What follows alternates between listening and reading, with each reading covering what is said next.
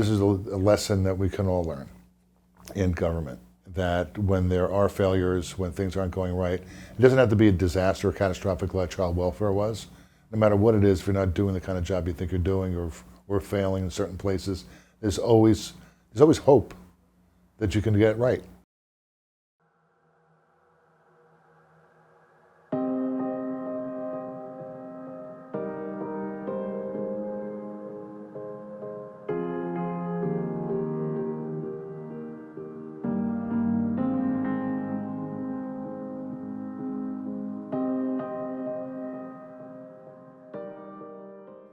Well, Senator Joe Vitale, at the time I became involved in the issue, was in the early 2000s, and as a member of the Health Committee, all of us actually were aware of the issue and became more aware of it as more and more media accounts became available to us.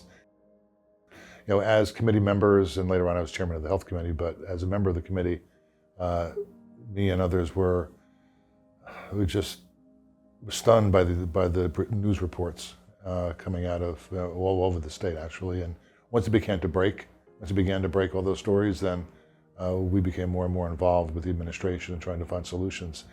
The advocacy of those who were on the front lines, and some of the workers as well, were frustrated with the system, came to us, came to the administration with their concerns, and so that's how we began began the process, rather.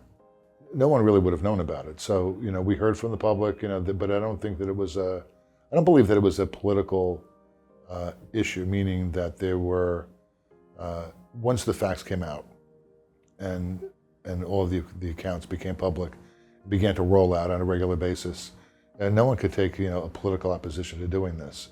They had to find the will to do the right thing. Of course, the lawsuit encouraged the administration in meaningful ways to move the ball forward, to find some reforms.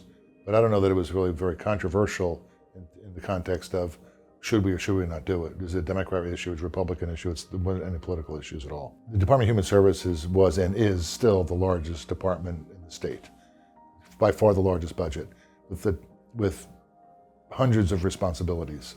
And having that kind of responsibility sort of baked into the other department, into the rest of the department. And the attention that it deserved needed to be separated from all the other issues, because it was so vast, so important. There was so much dysfunction, so much tragedy, that if you didn't separate it, then you couldn't really have as much the necessary accountability and one singular leader, commissioner, in charge of that department. And so I think that made all the difference in the world in some ways, that you had one person, one department with its own budget, and now, of course, the spotlight on them to do the right thing. But taking them out of the greater department made a big difference.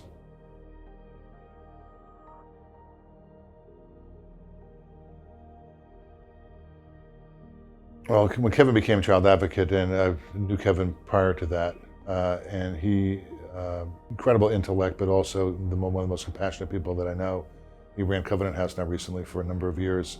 And I mean, his advocacy, don't forget the child advocate was, when we created the legislation and the law, they were an independent body. He was independent.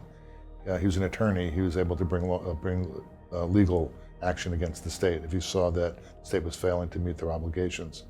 And that was, I think, key to that, is that he didn't answer to anyone other than the public, and answer to the kids who were,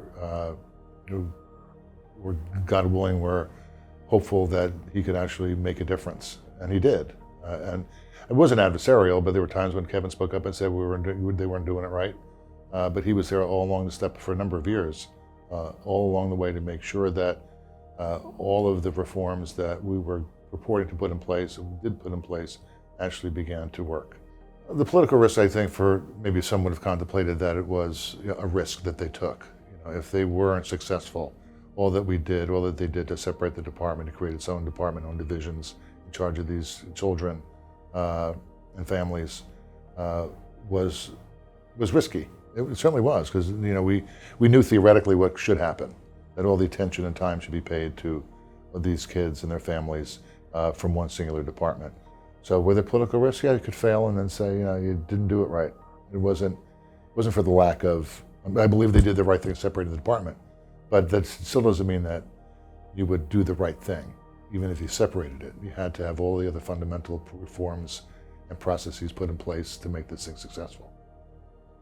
What I get out of doing my job is seeing that things can be successful, that we can make change, and it benefits people. And that's our job. And we don't get paid. We get elected to get a pat on the back.